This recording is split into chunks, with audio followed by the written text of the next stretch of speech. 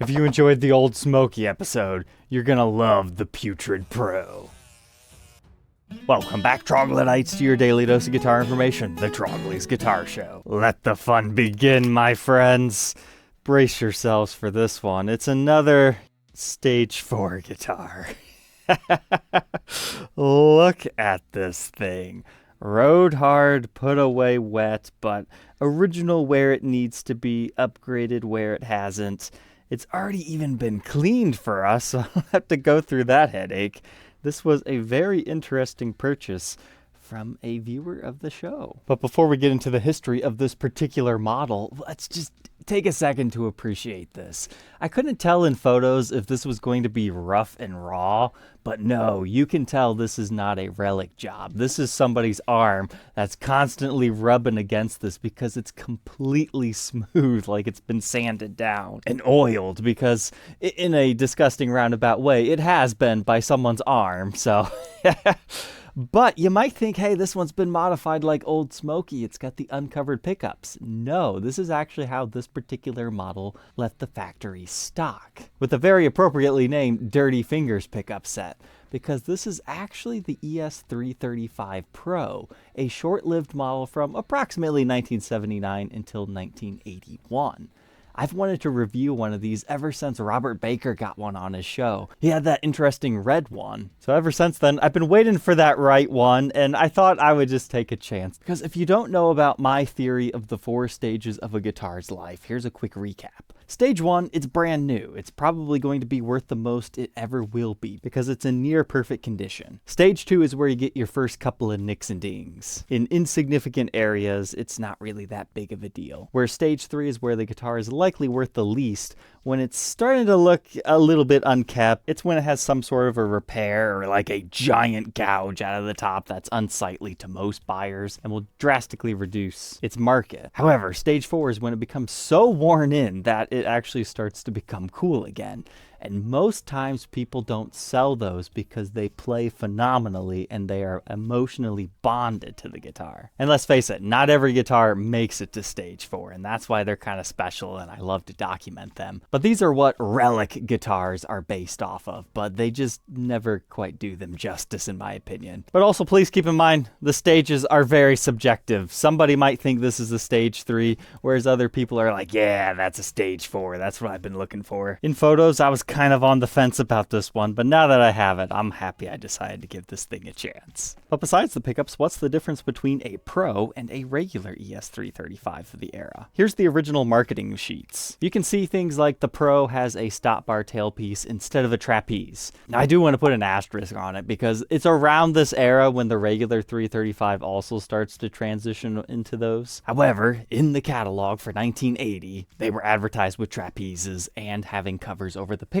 Now, underneath those covers of a 335, those are the tarback super humbuckers. But due to that, you can notice that there's an extra toggle switch on the horn, which may or may not be a benefit to people. We just talked about those in the Silverburst ES-347 review. That is a coil split switch, not another three-way toggle. The Pro, oddly, does not have any coil splitting abilities, but the Dirty Fingers pickups are much higher output. The Professional was actually marketed not as a bluesy jazz guitar, but straight up rock and roll. But with such a short shelf life, it wasn't all that widely adopted. There was also some minor color differentiations. The main ones for the Pro were Antique Sunburst, which we're talking about today, and Cherry Red. Now, might you find a custom color here or there? Maybe. Whereas the regular 335s had a Wine Red, a Sunburst, and Walnut. But these also came stock with the speed knobs rather than the witch hats. And I've heard a few other rumors about the neck was slightly different spec'd, but we're going to have to throw this one onto the workbench to take a closer look at that and verify some things. So to sum all that up, is the 335 Pro vastly different from a regular 335? It's still constructed the same way. You've got all the same woods as far as your neck and body are concerned. It's just how they appointed it as far as the inlays, what kinds of pickups, and tailpiece they did. Both are fantastic guitars. Now, as far as the detailed history of this one, unfortunately, I did not get any previous information, so I don't have a cool story about some guy playing this in Texas for many years, but that is where it did ship out of. So if you recognize this guitar, I would love to know more about it, because The stories this thing could tell, just feeling it. It's like a worn-in leather baseball glove, nicely oiled and kept all these years. I think I'm going to enjoy this thing. So let's go ahead and throw it on the workbench, take an individual look at its parts and specs, and get to having some fun.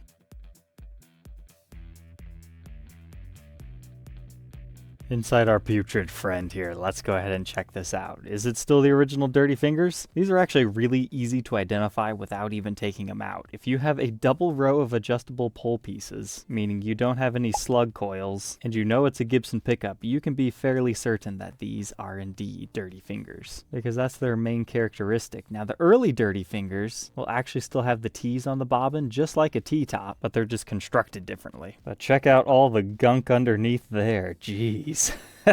But we do have a date stamp of, looks like May 25th, 1979 and June 1st of 79. Here's something else to consider. These were very new pickups at this time. A lot of people don't even realize Dirty Fingers came out in the late 70s. They think it's an 80s thing because you get them in things like the alder-bodied thrash metal Explorers and Flying V's. But if I remember correctly, I think it's around 78 when these are first introduced, so they are a late 70s thing. But they utilize ceramic magnets, and to be honest, it looks like these pickups might have been messed with at one point in time, because you can definitely tell this has new tape, and unfortunately, without taking it apart, there's no way to know, was it rewound, or did somebody just put new tape on it for some reason? Did they want to wax pot it? There's so much dirt buildup on here, you wouldn't really be able to tell. So I say that as full disclosure, but as far as the readings, they're fine right now. 16k ohms in the bridge, a little bit less than that in the neck, and they play together at about 8. Which is where they should be. If you're curious what the divots in the pickups are, that can be from a few different things. A, they have their strings way too low, and as they buzz, they can start to slightly wear away. Other times, people use a heavy pick.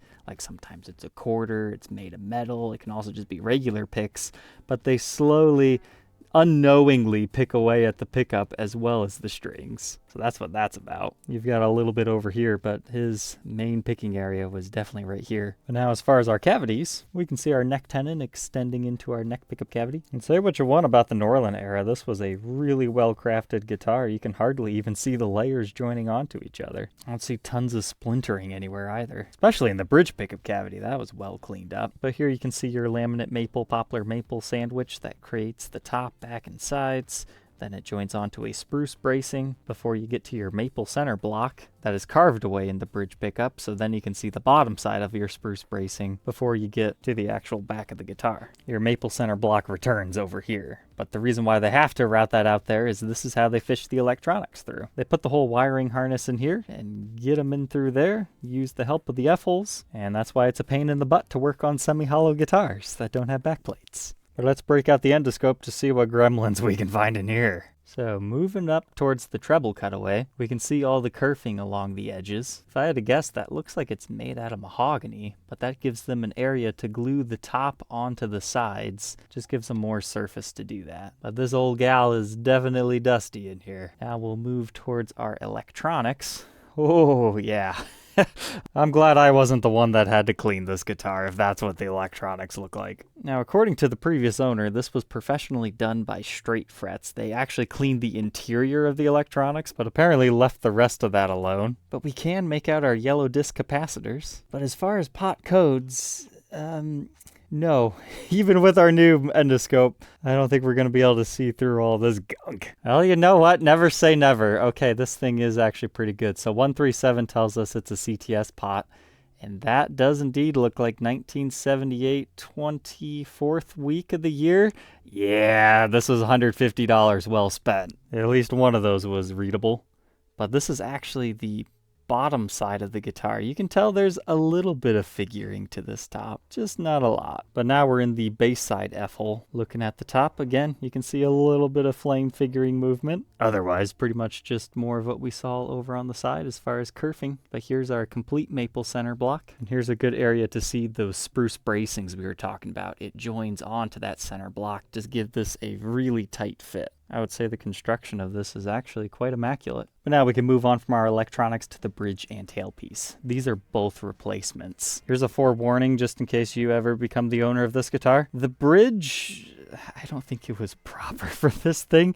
It is completely stuck to this thing. So much so that I was like, oh yeah, it's probably just like the tailpiece. It's a locking tailpiece, Tone Pros. So it must be a Tone Pros bridge. No, there's no set screw, at least not in the usual locations. So I think it was a non-proper fitting bridge, and now it just needs like pried off if you ever wanted to change that. But it's on there. It's just if you need to adjust the height, you're gonna have to pry that off to do so. It's just like seized. So I'm hoping that's not going to be a big deal, but we'll see. But safe to say that bridge is not original to the guitar, but you can see it's mounted with posts in the body. But as far as the outside of our controls, regular 3-way toggle switch, dual volume, dual tones, and thankfully we still have the original knobs on this one. I just love the way that speed knobs age. So majestically beautiful. But now let's talk about the finish. We've got like all the different stages here. We've got where it's just been completely rubbed through raw, and then the woods got stained and naturally sanded down over time with somebody's arm resting against it. That feels very smooth. But then we have the original areas right here, the darker, where it still has the clear coat and it's ambered over through being played in smoky bars. But then the layer underneath that's kind of giving it this autumn leaves vibe. That is where they've worn through that layer more towards the original finish, and maybe even a little bit below that. So this guy's going to change that. He must have liked to ride his neck volume a bit. There's definitely some high traffic areas where there was some finish wear occurring. But then, if you take off the pickguard, you can actually see what this looked like before it got coated over and everything. It's all nice and glossy still right here, like nothing's ever happened. This thing is just a lot of fun. But you can see there's some wear right here, kind of like on that burst that we looked at not that long ago. A lot of guys were saying, that'll never happen there, you don't get wear. It's not common anymore for people to anchor their hand right here and strum like this, but it was back then. Then we already talked about this area, but look around the F-hole. It almost looks like it has binding because just right around there, it's also worn around the edges, which I think is a very nice touch. Gibson should think about doing that. But I will say, this thing does not look that good in photos, but in person, it still has that nice glossy shine pretty much everywhere. But in photos, it just kind of mats over and turns kind of white. But this is quite the sight in person. As far as the pickguard, I don't know if that's original or not. Probably. But I do want to make mention that we are missing one of the nuts that secures your bracket to it, because there should be another one on this side. That way it doesn't just fall off, but it should still function just fine. But now let's move on from our body to the neck. We do have a maple neck on this one with a rosewood fretboard, and we actually have a receipt in the case that says this was refretted in the year 2007, and it cost him $300 at that time because it was a bound fretboard. Judging by the way the binding looks, I would say this was definitely re-radiused at that time. You can always tell that because the dot inlays start to show from the top when somebody's really rounded over the edge of the binding. But sometimes that's just through natural play. Like up here, it's perfectly fine. So we'll have to measure that radius here in a second, but something that's good to know. And I would imagine it's because this guy had really long nails. Like, holy cow. There's many different reasons to re-radius a fretboard. It can be personal preference, or you're trying to get rid of wear like this. Because if it's just shallow, you can take a little bit of the fretboard off and you're good. But do you guys see how deep this bear claw is? This is what my caliper reads as the deepest of the divots. 0.1 inches. Keep in mind, this is about how thick the fretboard is, so we are literally almost exposing the maple neck. That would be a hilarious fretboard wear pattern, actually exposing the neck underneath. Now, is this going to affect the playability of the instrument? Thankfully, no, because it's been refretted. This thing has nice tall frets. And the owner that I just got it from recently had it plecked and set up with a brand new bone nut. So this is basically just cosmetic at this point, or additional clearance if you happen to also have long nails. But this is kind of cool about the Pro model. It utilizes real mother of pearl for the dots. That is not always the case, but I haven't had enough other era 335 simply because I don't really like the trapeze tailpiece ones to say for 100% certain at this time, because Photos just aren't that good for determining stuff like that, because there is some good acrylic out there. But like, look over here. This guy must have been resting his hand right there and has just naturally worn the edge of the binding. But I measure a 1.67 inch nut width, increasing to only about 2 at the 12th. Pretty skinny 0.76 first fret neck depth. Wow, 0.97 by the 12th. So maybe just a little bit skinnier here as well as on the 12th. Definitely C-shaped and thin here, but it chunks up enough, but not so much to say that it's like super big. I've heard some talk that these were slightly thinner nutted than a 335. However, I did not see that in the original spec sheet. And again, I haven't documented one from this particular era to say for sure. Here's that neck profile at the 1st fret and the 12th fret. It's just a nice rounded C, but it's definitely apparent how it gets much more wide at the 12th versus the 1st.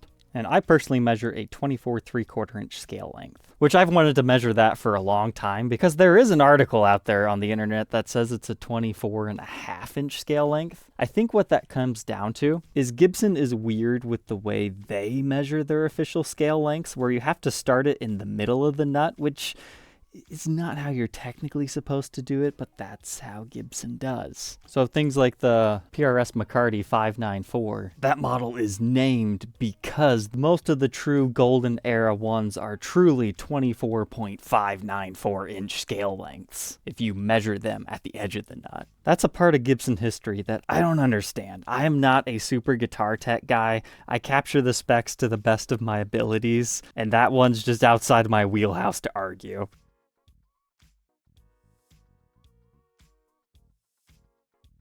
But now let's move on to the headstock. I know what you're thinking. Hey, Trogly, why do we have piercing white Gibson mother-of-pearl logos and the crowns up here? Here's what's happened. The clear coat is gone, is what ages, not the inlays. So you can kind of see some dirt and remnants of the original clear coat here, but I don't know, maybe it was in a fire at one point, or just all that gigging has worn it off somehow. Or maybe it was personal preference. He didn't like the way it looked and had somebody sand it down. Whatever the reason, it is not there anymore. Which honestly is kind of a bummer, but it's not uncommon for the finish to start chipping, especially around the logos. But at least we still have some mojo going on around here. And imagine that, a guitar played this much still has a perfect truss rod. It's a little stiff to move just with one hand, but it does work. Here's a look at the truss rod cover. This is the version that is engraved. I love that so much more than the screen printed ones because they actually take an engraver and go through the black layer, exposing the white. That makes them age perfectly even, and it's just such a cool look. And here's what that looks like on the back too.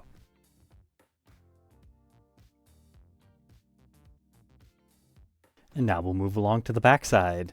I was kind of scared when I bought this one that this would be like really flaky, not so nice feeling, but nah. Just like the top as we were talking earlier. However, as semi-hollows start to dry, they tend to get finish checking that looks very similar to this.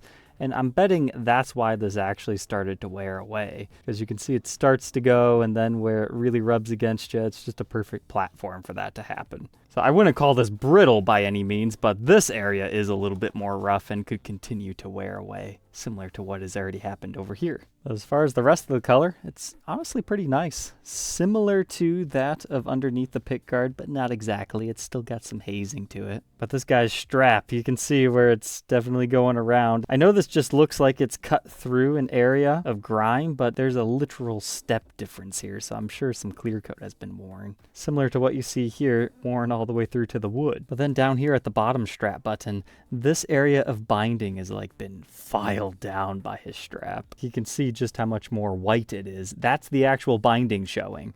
All this yellowing and ambering is the actual clear coat on the outside. So once again, it's not the materials that age the different colors, it's all the clear coat. But you want to know what's interesting about this? Shine the light over it. You can tell this guy was not necessarily a belt buckle wearer. He just had some sweat that ate through guitar finishes.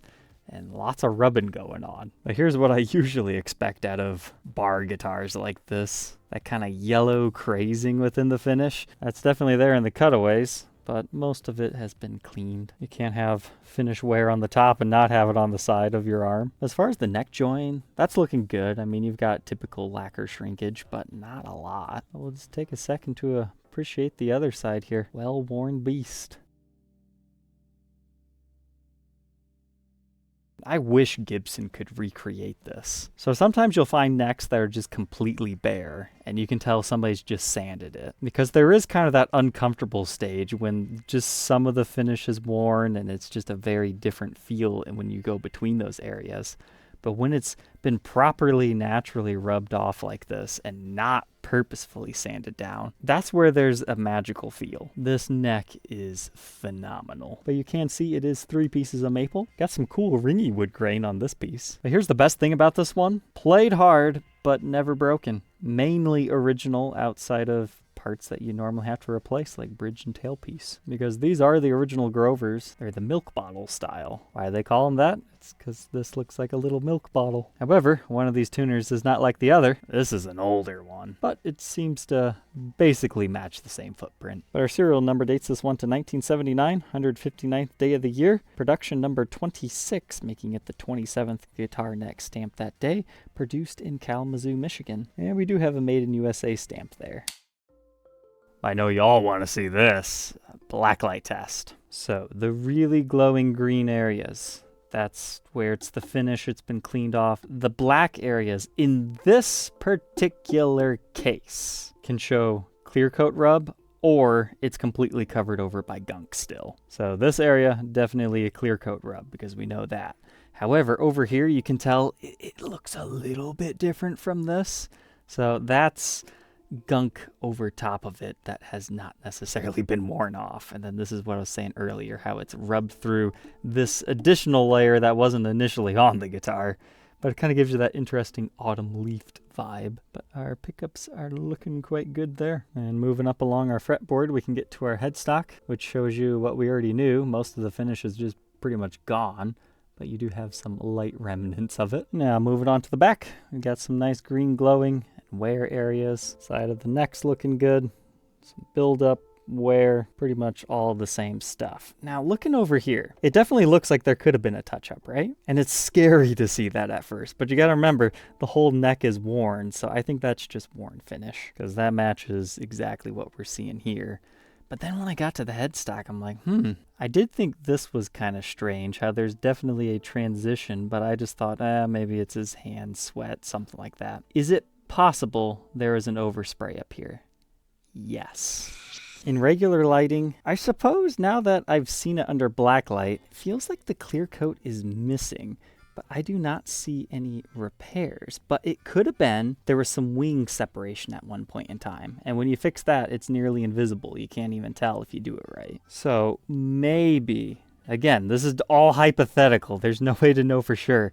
It could be this is a new headstock overlay that was new old stock that was put on at one point in time. Because I did notice there was like a little bit of a lipped ridge right here. Because if a wing is separating, sometimes that can bend up this. Or actually, okay, I think I see it. The headstock veneer is lifting ever so slightly on this side. Maybe it has something to do with why this tuner was replaced. Like it cracked the wing, and then they took the veneer off, flattened it down the best they could, and had it reinstalled after they did that. Yeah, I think maybe we're closer to the truth there. All said and done, how much does this one weigh? 8 pounds, 10.9 ounces. Let's go ahead, plug it in, and hear how the dirty, dirty fingers sound.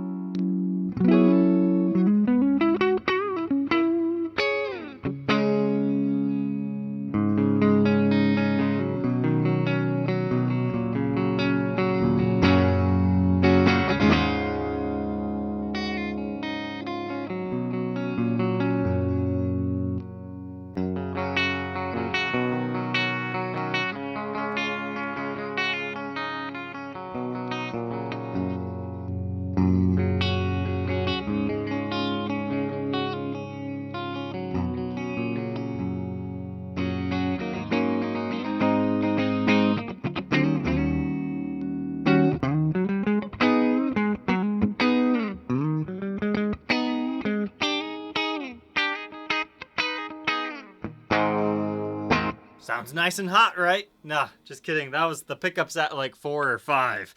Here's their true power.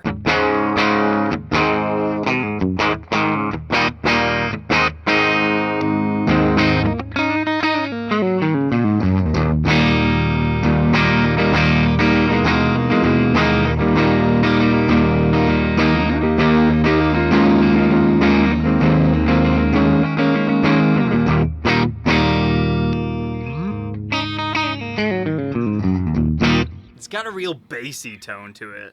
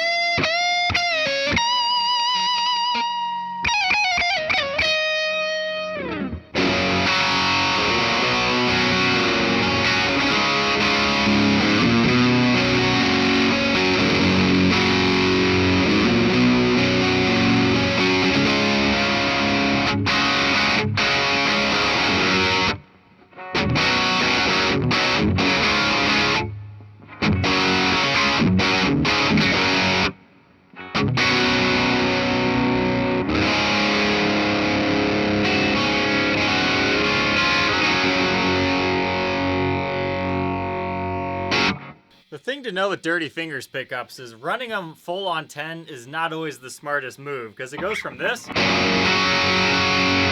if you remember to go down to 7, you can tame that a bit when you need it.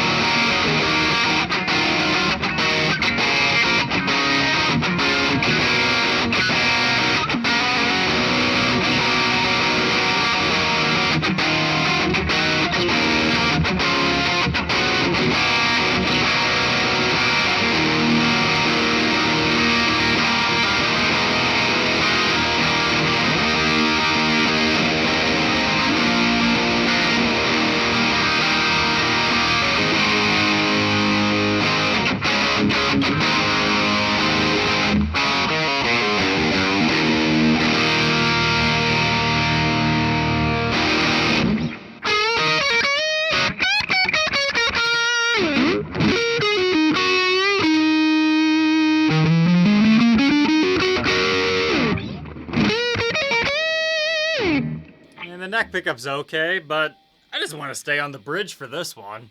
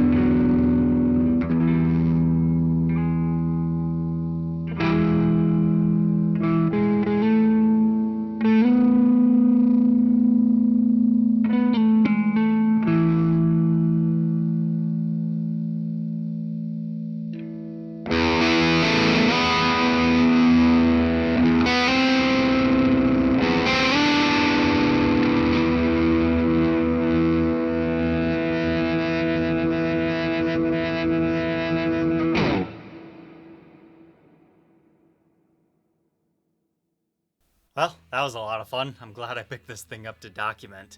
As expected, it plays pretty darn good. For me, it's all about that bridge pickup. Could care less about the neck on this particular example. But that's kind of what I was expecting with the Pro, because that's what it's meant to do. Rock and roll. I actually texted Robert to see if he still had his Pro, and he said he sold it when he moved because it just wasn't 335 enough for him. It was too rock and roll, and he's already got a cool Les Paul KM for that, so I can totally understand that. So if you go into one of these Pros, make sure you're wanting to rock, or you want to fiddle around with your controls. But overall, I just don't think the clarity is quite there on this Dirty Fingers set. Maybe it has to do with how this one's aged. It just has such a nice mellow tone to it, even when you knock on it.